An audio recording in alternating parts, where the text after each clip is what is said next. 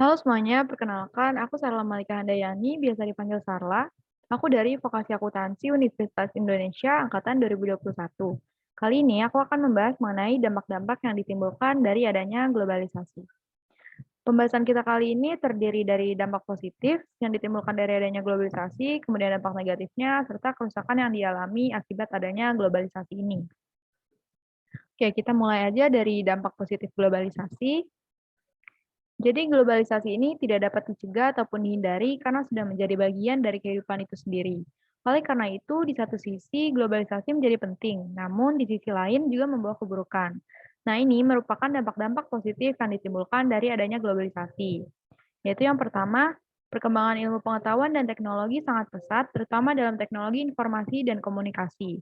Dengan penemuan baru dalam iptek, mendorong adanya inovasi dan kreasi untuk mencapai kemudahan di berbagai bidang yang vital seperti pangan, kesehatan, dan peningkatan taraf hidup.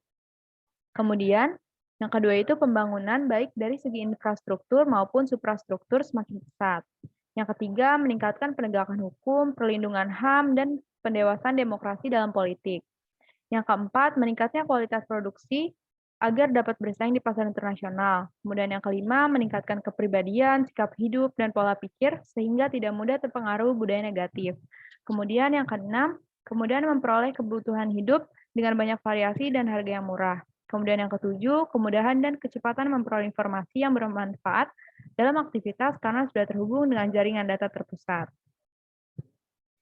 Selanjutnya ini masih sambungan dari dampak positif, yaitu memiliki wawasan lebih luas dalam memahami dan menangani persoalan dengan belajar dari permasalahan di masyarakat lain, kemudian meningkatkan budaya disiplin dan etos kerja, sehingga meningkatkan hasil produktivitas dan prestasi kerja, serta peningkatan hubungan antar negara di sektor ekonomi, sehingga terjadi kemudahan dalam bertransaksi secara online, baik dalam negeri maupun ke mancanegara.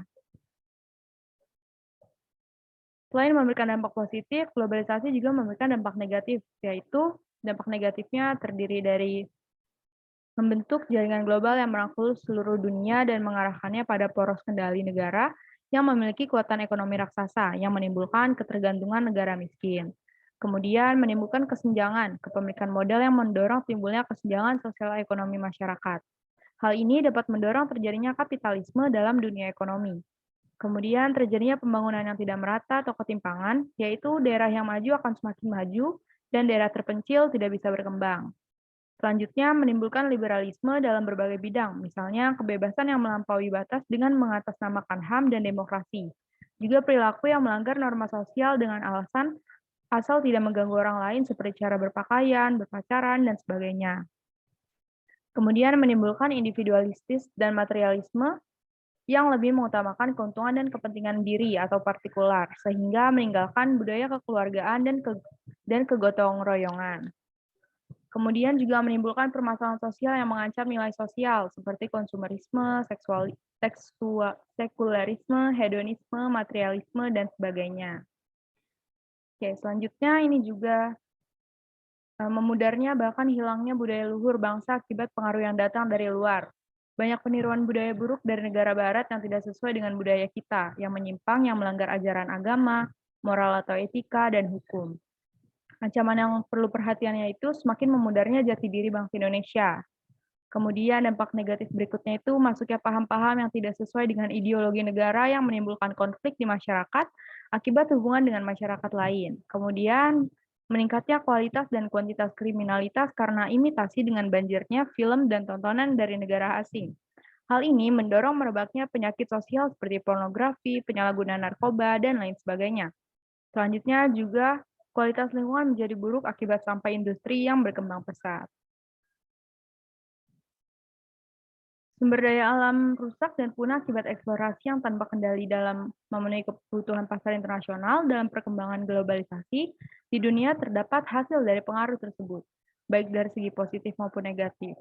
Dampak yang ditimbulkan gerakan globalisasi di negara-negara berkembang, selain bentuk-bentuk kerusakan lingkungan akibat eksploitasi yang diakibatkan oleh perusahaan-perusahaan pertambangan di negara-negara berkembang oleh negara-negara maju, terdapat pula kerusakan lingkungan di negara berkembang, yaitu sebagai berikut.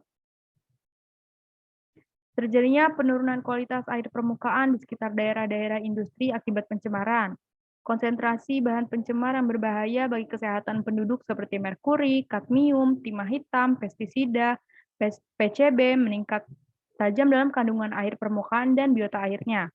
Kemudian kelangkaan air tawar nih semakin terasa, khususnya di musim kemarau. Sedangkan pada musim penghujan, cenderung terjadi banjir yang melanda. Banyak daerah yang berakibat merugikan akibat kondisi ekosistemnya yang telah rusak. Kemudian temperatur udara maksimal dan minimal sering berubah-ubah. Bahkan temperatur tertinggi di beberapa kota seperti Jakarta sudah mencapai 37 derajat Celcius pada musim kemarau di hari terpanasnya. Selanjutnya terjadi peningkatan konsentrasi pencemaran udara seperti CO, NO2, SO2, dan debu akibat polusi asap pabrik dan kendaraan bermesin. Kemudian selanjutnya, sumber daya alam yang dimiliki bangsa Indonesia terasa semakin menipis, seperti minyak bumi dan batu bara yang diperkirakan akan habis pada tahun 2020, akibat eksploitasi sumber daya alam yang berlebihan. Kemudian luas hutan Indonesia semakin sempit akibat tidak terkendalinya perambahan yang disengaja atau oleh bencana kebakaran. Kemudian kondisi hara tanah semakin tidak subur, dan lahan pertanian semakin menyempit dan mengalami pencemaran akibat polusi tanah dan polusi air permukaan. Selanjutnya, meningkatkan limbah rumah tangga yang tidak dapat didaur ulang, sehingga menyebabkan pencemaran tanah dan banjir saat hujan. Dan yang terakhir adalah pembuangan limbah industri berbahaya yang semakin lama semakin mengkhawatirkan karena tumbuhnya perindustrian.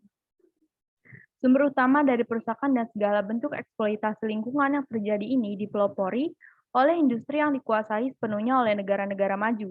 Sesungguhnya, negara berkembang lebih banyak dirugikan atas upaya kerjasama tersebut. Mengingat selain telah dikuras kekayaan alamnya oleh negara maju, pembagian hasil yang tidak merata, serta dampak dari eksploitasi aktivitas industri ditambah lagi dengan permasalahan limbah yang dihasilkan. Karena limbah industri dibuang ke lingkungan, maka masalah yang ditimbulkannya merata dan menyebar di lingkungan yang luas. Limbah industri baik berupa gas, cair, maupun padat umumnya termasuk kategori atau dengan sifat limbah B3, limbah bahan berbahaya dan beracun. Yang sangat ditakuti adalah limbah dari industri kimia yang menyebabkan penyakit. Sekian penjelasan dari saya mengenai dampak globalisasi.